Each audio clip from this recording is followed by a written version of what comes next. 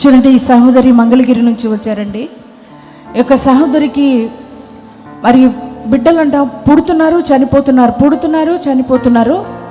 అంటే గర్భంలో పడుతున్నప్పుడే పిండం మరి సాతానుడు మింగేస్తున్నాడండి. 7 కానుపులైనాయి అంట.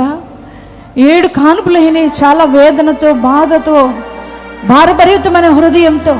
అసలు పిల్లలు పుట్టకపోతే అదొక వేదన వేరు, కానీ పుట్టిన బిడ్డలే, మరి ఆమె కడుపులో పడిన బిడ్డలే చనిపోతుంటే ఆ బాధ ఎంత భయంకరమైందండి. 7 కానుపులు అంటండి. 7 కానుపులు పుట్టి బిడ్డలు చనిపోతూ ఉన్నారు. అటువంటి సమయంలో పాల్ పృథ్వీ మినిస్ట్రీస్ ద్వారా అందించబడుతున్న అర్ధరాత్రి అద్భుతాల ఆరాధనలో తను పాల్గొనడం జరిగింది. ఆ ప్రార్థనలో పాల్గొని నెంబర్ తీసుకొని ఆ సహోదరి మరలా కాల్ చేయడం జరిగింది.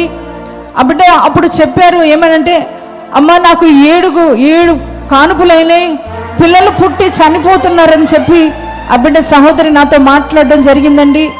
మరలా నేను కన్సీవ్ అయ్యాను, డాక్టర్ దగ్గరికి వెళ్తే బిడ్డలు లేరు, నీ కడుపులో పిల్లలు లేరు అని అంటున్నారు అని చెప్పినప్పుడు దైవజనురాలుగా ప్రార్థన చేసి ఆ బిడ్డకు ఒకటే మాట చెప్పా, నీ గర్భంలో చక్కని కుమారుడు ఉన్నాడు, నువ్వు మరలా వెళ్ళి నువ్వు స్కాన్ చేయించుకోని అన్నప్పుడు ఆ బిడ్డ విశ్వాసంతో వెళ్ళారండి.